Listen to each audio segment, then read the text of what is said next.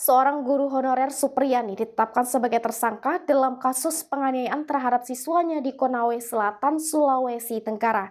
Kasus ini bermula pada bulan April 2024 lalu ketika ibu dari seorang siswi berinisial MC Nur Fitriana melaporkan adanya bekas luka di paha anaknya kepada pihak berwenang. Menurut Kapolres Konawe Selatan, AKBP Febri Syam Nur Fitriana mulai mencurigai setelah melihat bekas luka di paha bagian belakang. Setelah mendapatkan konfirmasi dari suaminya yang merupakan kepolisian, mereka akhirnya menggali lebih dalam dan MC akhirnya mengaku bahwa luka tersebut berasal dari pemukulan yang dilakukan oleh Supriyani yang dikenal sebagai mamanya Alfa di sekolah pada hari Rabu 24 April kemarin. Bersyukur saya bisa pulang ke rumah. Terima kasih banyak. Terima kasih banyak. Mengajar. Setelah masa honor sudah 15 16 tahun. 16. Selama ini memang tidak ada begitu. Tidak pernah. Itu pelaku tidak pernah mengaku. Justru itulah yang menjadi dasar kepada orang tua korban untuk menempuh jalur hukum. Dan itu tidak tiba-tiba, rekan-rekan tadi kita sudah sampaikan, tidak ada yang tiba-tiba. Melihat bukti yang ada, IMC melaporkan kasus tersebut pada 26 April.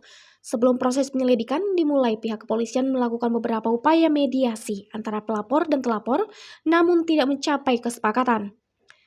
Kabid Humas Polda Sultra Kombes Iis Christian menjelaskan bahwa mediasi yang dilakukan sekitar 5 kali selama 3 bulan.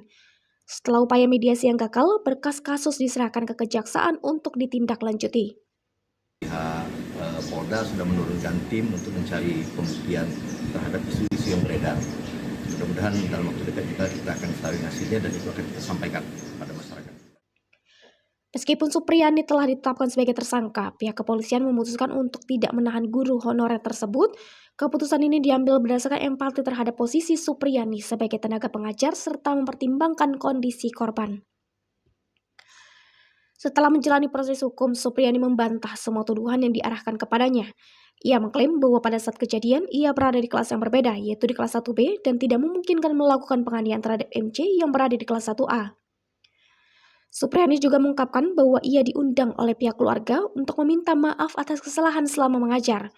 Tetapi mereka salah paham dan menganggapnya semua pengakuan atas tuduhan penganiayaan. Kuasa hukum Supriyani Andre Dermawan mengkritik tuduhan yang diselamatkan kepada kliennya sebagai janggal. Menurutnya, luka yang dialami MC bukan merupakan bekas pukulan, melainkan luka yang berbeda. Andre juga menekankan bahwa berdasarkan kesaksian guru lain, tidak mungkin Supriyani melakukan penganiayaan pada waktu yang dituduhkan, karena semua siswa sudah pulang sekolah. Kasus ini menyoroti isu kompleks yang melibatkan tenaga pendidik dan siswa. Proses hukum yang sedang berlangsung diharapkan dapat mengungkap fakta yang sebenarnya dan dapat memberikan keadilan bagi semua pihak. Dan sementara itu, Supriyani tetap berjuang untuk membuktikan ketidakbersalahannya di hadapan hukum. Dari Sulawesi Tenggara, Tim Liputan BETV melaporkan.